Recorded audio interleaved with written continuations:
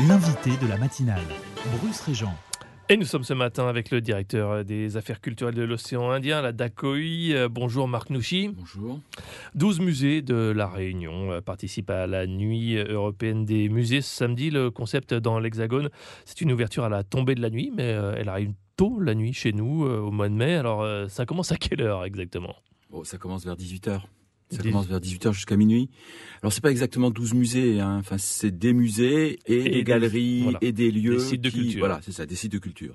Combien de visiteurs l'an passé à La Réunion ? 6500, à comparer avec les 50 000 Réunionnaises et Réunionnais qui se concentrent autour des Journées européennes du patrimoine et à rapprocher des à peu près 40 000 visiteurs que fait un musée en général. Donc, c'est déjà une belle opération. C'est une belle opération, c'est ça, oui. Sur une nuit, enfin quelques heures, c'est un gros coup de projecteur. Quel public vient ? Le public habituel ou alors une autre population un peu moins habituée des lieux ? C'est difficile parce qu'on n'a jamais fait d'enquête très précise à ce sujet. D'ailleurs, je voudrais vous informer que pour la première fois dans l'histoire des DOM, La Réunion va être inscrite dans la grande enquête décennale sur les pratiques culturelles des Français. Ça, c'est très très important. Là, aujourd'hui, je reçois le chef du département d'études et de prospective.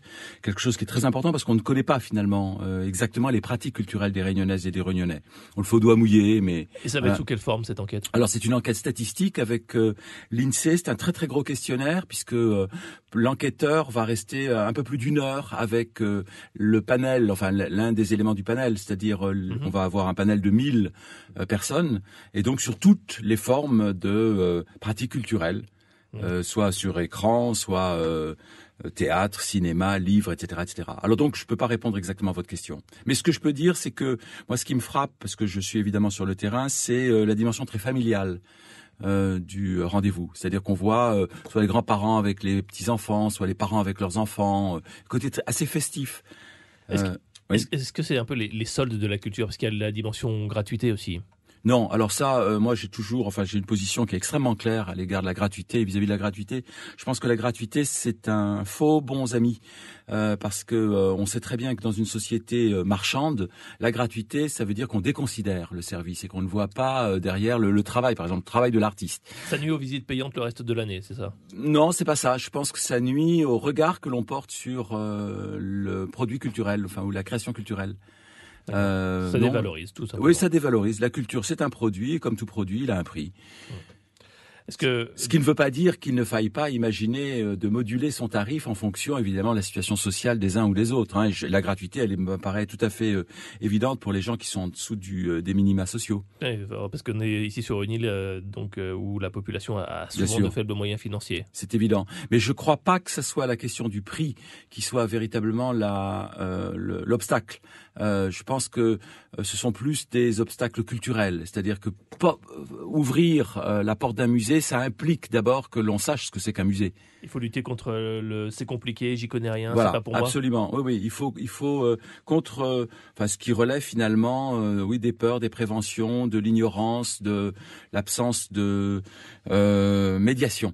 Ça, c'est très, très important. Pendant cette nuit des musées, est-ce qu'il y aura des expositions spéciales ou surtout une mobilisation spéciale des guides pour vraiment rendre plus accessibles les collections et pour faire de la pédagogie un peu ? Les musées sont d'abord et avant tout des instruments pédagogiques. Enfin, ils ont été créés en tant que tels par la Révolution française pour justement... Mais quand il n'y a pas grand monde dedans, ça marche pas bien. Oui, non, c'est évident. Donc, effectivement, chaque directeur, conservateur de musée s'efforce de mettre en place toute une série d'activités, de manifestations qui relèvent d'ailleurs de genres culturels tout à fait originaux. Ça peut être de la chorégraphie, ça peut être de la vidéo, ça peut être évidemment une exposition spécifique, ou ça peut être de la médiation ou un renforcement de la médiation. C'est-à-dire la médiation, ça veut dire l'explication ou fournir des clés de lecture aux différentes œuvres qui sont accrochées sur les cimaises des musées. Concrètement, alors au niveau de l'accueil pour cette nuit des musées, pas de billetterie du tout ? Non, pas de billetterie. Comment on va faire pour que tout le monde ne soit pas au même endroit au même moment ? Là, on compte sur l'autorégulation des flux. On sait très bien qu'il y a des musées qui vont faire plus qui vont attirer plus que d'autres. Mais par exemple à Saint-Denis, l'axe majeur c'est la rue de Paris, puisque c'est la rue des musées.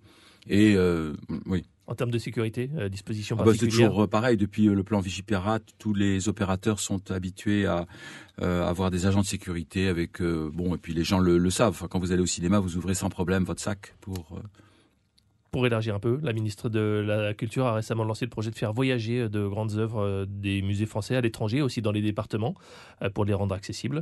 Alors sans parler de faire venir la Joconde ici, et encore moins la tapisserie de Bayeux, avoir des têtes d'affiches provisoires, ça aiderait les musées régionaux?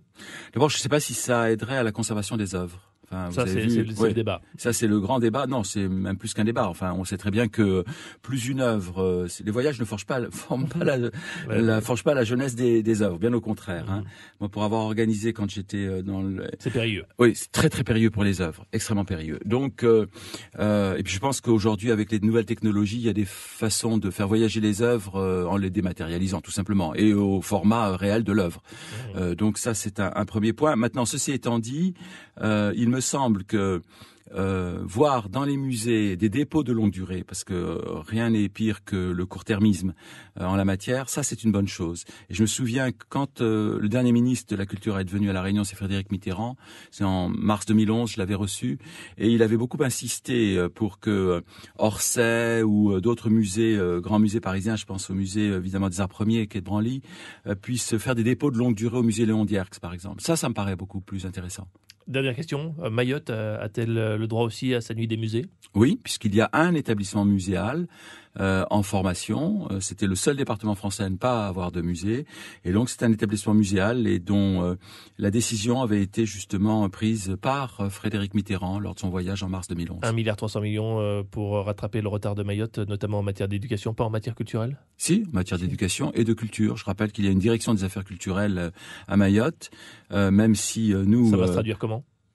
Ces fonds par exemple, par tout simplement mettre en place, je sais pas, un architecte des bâtiments de France à Mayotte pour permettre l'application du droit et du code de l'urbanisme à Lille.